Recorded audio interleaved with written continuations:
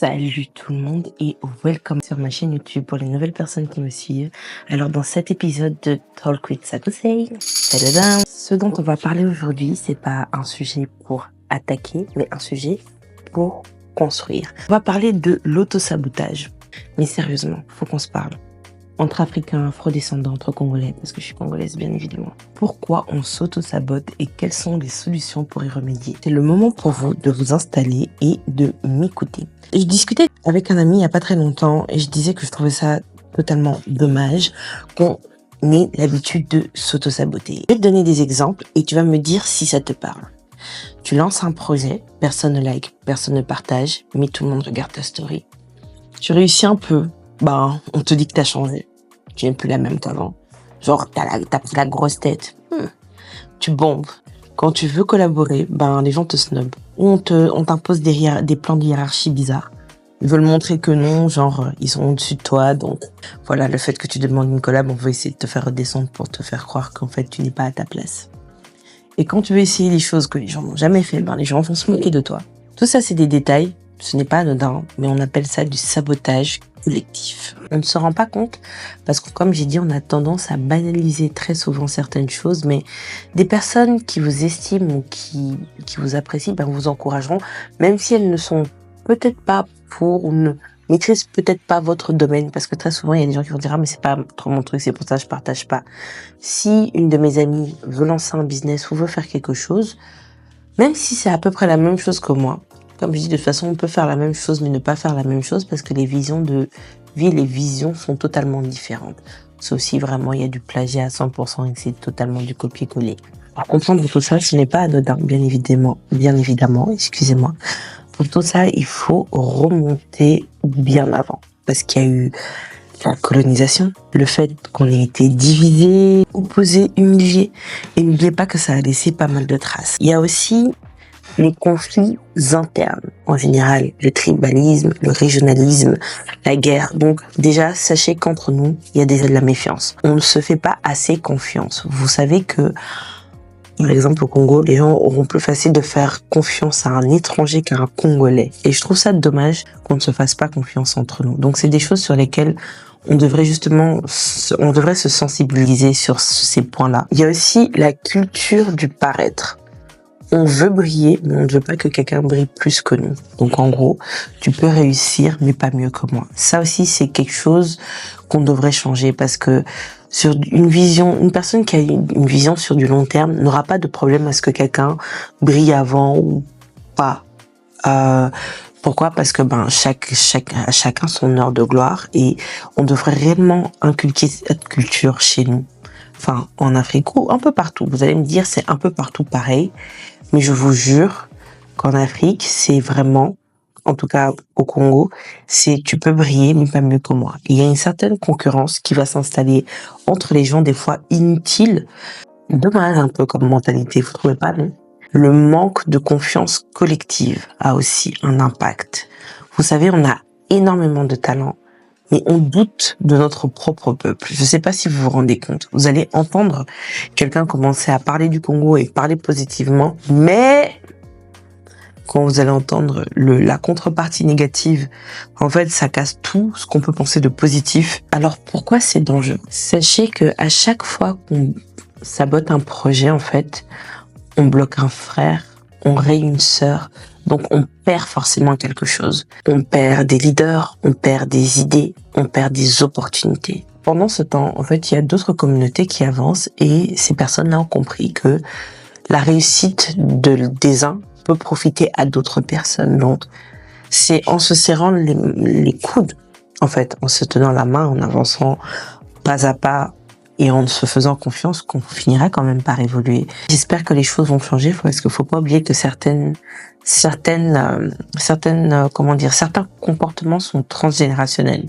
Donc, ce qui veut dire que il faut éradiquer cette mentalité et il faut remonter aux générations précédentes. Tout n'est pas forcément foutu, en fait. J'ai envie de redonner de l'espoir, j'ai envie d'y croire, j'ai envie de me dire que les gens sont conscients du plein potentiel que nous avons. En fait, c'est des choses qui vont commencer à changer avec toi, avec nous, avec moi.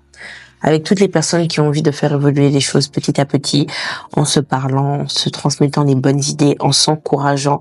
Mais ça ne veut pas dire que parce qu'on pense les choses de façon positive, qu'on ne peut pas soulever les points négatifs. Il y a juste une façon de faire les choses pour pouvoir s'améliorer. Alors, je pars du principe que si vous voulez réellement que la communauté afro puisse évoluer, partagez. Il faut être content quand les gens réussissent. Je vous jure que, par exemple, à la Galerie Hochelag, deux artistes dont un que j'avais rencontré et dont j'ai vu le travail à Kinshasa, le fait qu'ils aient exposé en Belgique, j'ai vu le travail de 3 artistes. J'avais été dans leurs ateliers et ils ont exposé en Belgique. Il y avait Hilary Balou, Rolouk et Reddy Gema. En fait, j'étais contente comme si c'était mon propre travail. Je me demandais aussi comment on pouvait y remédier. Je pense que il y a quelques petits cercles d'entraide qui se font. Il y a des ASBL, des associations, des fondations qui font en sorte de pouvoir aider les personnes de la communauté. Il y a des événements qui se créent aussi. Et je pense qu'il faut un peu plus de promotion par rapport à ça. Mais il y a quelques pages déjà que je vois sur Instagram ou ce qui est bien avec certains réseaux sociaux, genre TikTok ou Snap. Il y a de plus en plus d'événements de ce type. Lancer un hashtag ou un challenge. On parle souvent des réseaux sociaux de façon très négative. Mais quand j'y pense, les réseaux sociaux aussi aident pour beaucoup. Donc, juste trouver le juste milieu pour pouvoir faire en sorte de partager via les réseaux. Mettre en avant les personnes qui font les choses bien. Comme je le disais, peu importe le domaine, ce n'est peut-être pas un domaine que vous appréciez, mais il faut de tout pour faire un monde. Il faut différents secteurs pour que les choses puissent évoluer. Donc, n'hésitez pas à partager quand vous trouvez que quelque chose est bien fait. Et comme je dis, des fois, on peut ne pas apprécier la personne, mais apprécier la qualité de son travail, sa détermination et son parcours. Donc, ça fait beaucoup de choses quand même. Donc, continuez de parler aux jeunes, mais pas seulement aux jeunes. Parce que je pense que ceux qui ont envie de sensibiliser peuvent toucher différents types de personnes. Je pense qu'il faut continuer de véhiculer ce message en disant que l'autosabotage est le meilleur moyen de continuer à nuire les mentalités, à se bloquer. Parce que en fait, en faisant ça, on se bloque tous, qu'on le veuille ou non. Trouver justement le moyen de sensibiliser, peu importe les générations, parce que c'est vrai que tout dépend de l'éducation, le milieu dans lequel les gens vivent. Donc, pour ça aussi, continuer de sensibiliser par rapport à l'autosabotage, qu'il faut que cela cesse et que les mentalités changent. En fait, cette vidéo, je l'ai faite, c'est pas un coup de gueule, c'est plutôt un appel à la sensibilisation pour justement ouvrir les esprits, afin que chacun puisse mettre son talent, son business, sa vision des choses en avant, car c'est en se serrant les coudes, comme je disais, qu'on arrivera à faire les choses. C'est parce que j'en ai marre aussi de voir qu'il y a des personnes qui sont bourrées de talent et qui auraient pu avoir l'opportunité d'exploser dans leur domaine seulement par manque de soutien ou par peur du regard des autres. Certaines personnes ne font pas grand-chose et se limitent. Et c'est dommage. J'aimerais qu'on devienne plus soudés, qu'on s'élève, qu'on se concentre sur les choses essentielles. J'aimerais vraiment que vous fassiez partie de ces personnes qui se célèbrent, qui se soignent, parce que je pense que les Congolais, on a tellement de douleurs en nous qu'on doit apprendre à se soigner. Ma question pour la fin de cette vidéo, c'est: est-ce que tu es prêt à faire ta part pour qu'on puisse arrêter de s'auto-saboter, qu'on puisse se donner de la force? Alors, je t'invite à liker, partager ma vidéo. J'espère que tu as apprécié. Mets ton avis en commentaire et je vous dis à bientôt pour la prochaine vidéo. Bye bye!